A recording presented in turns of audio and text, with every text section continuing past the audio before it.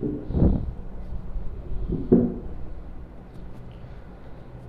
আসসালামু আলাইকুম। আমি মোহাম্মদ রিয়াজুল হক রিয়াদ, পড়াশোনা করতেছি ড্যাফোডিল ইন্টারন্যাশনাল ইউনিভার্সিটিতে, সিএসসি ডিপার্টমেন্টে। আমি আজকে তোমাদের সামনে কিছু ম্যাথ ট্রিক্স নিয়ে হাজির হয়েছি। আশা করি এগুলো তোমাদের কাজে আসবে। চলো দেরি না করে শুরু করা যাক। আজকে আমরা ডিভিসিবিলিটি রুলস বা বিভাজ্যতার রীতি শিখব। এখন কথা হচ্ছে এইটা আমরা কেন শিখব, এইটার কি কাজ আমাদের।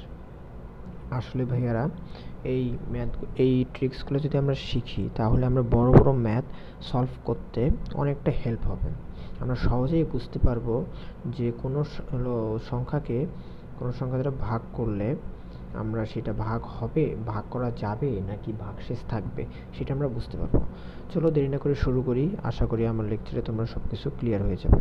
আর যেহেতু এটা আমার ফার্স্ট অনলাইন ক্লাস, হয়তো অনেক ভুল ত্রুটি থাকতে পারে, তোমরা আমাকে ক্ষমা সুন্দর দৃষ্টিতে দেখবা।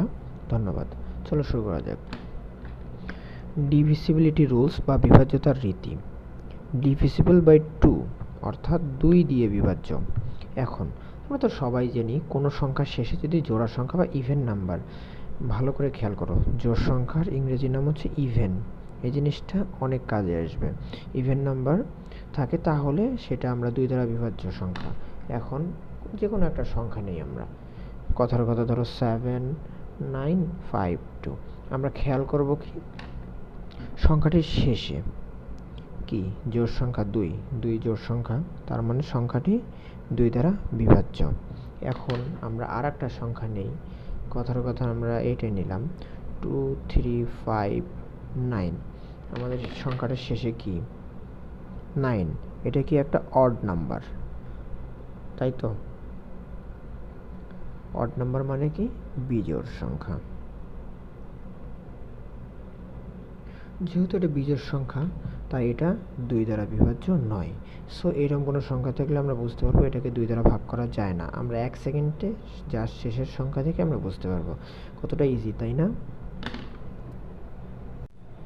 এখন আমরা শিখব ডিভিসিবল বাই 3 অর্থাৎ 3 দ্বারা বিভাজ্য।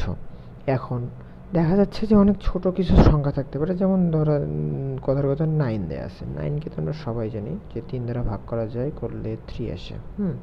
আবার কথার কথা আমরা 27 লিখলাম, এটাকে আমরা 3 দ্বারা ভাগ করতে পারি, আমরা ইজিলি এটা পারি। কিন্তু এমন একটা সংখ্যা দেয়া আছে যেটা অনেক বড়, সেই যেমন আমি মনে করো এইটা লিখলাম 34237023। এখন এই সংখ্যাটা কি 3 দ্বারা বিভাজ্য নাকি, এটা আমরা কেমনে বুঝবো? এই তো আমরা হিমশিম খেয়ে গেলাম, এত বড় অঙ্ক, এটাকে আমরা কেমনে বুঝতে পারবো? এই ক্ষেত্রে আমাদের ট্রিক্সটা হইল কি, সংখ্যাগুলোর যোগফল বের করতে হবে আমাদের। যোগফল যদি 3 দ্বারা বিভাজ্য হয় সেই ক্ষেত্রে পুরো সংখ্যাটাই 3 দ্বারা বিভাজ্য। ইজি না? এখন দেখি আমরা সংখ্যাগুলো যোগ করে দেখি।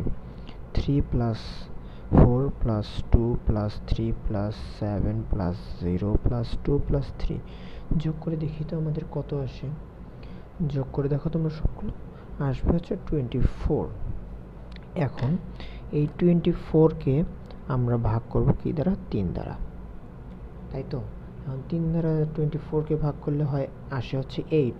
তার মানে কি ভাগ করা যাচ্ছে, যেহেতু এটা ভাগ করা যাচ্ছে তাহলে এই সম্পূর্ণ সংখ্যাটা 3 দ্বারা বিভাজ্য। ঠিক আছে, সম্পূর্ণ সংখ্যাটা 3 দ্বারা বিভাজ্য হবে। বুঝতে পারছো? আশা করি বুঝতে পারছো। এছাড়াও আমরা আর একটা ম্যাথ দিচ্ছি, কথার কথা একটা লিখি, মানে একটা সংখ্যা দিই 459821। ঠিক আছে, এখন এইটা আমরা কেমনে দেখব? আমরা সিম্পলি সংখ্যাগুলো যোগ করব।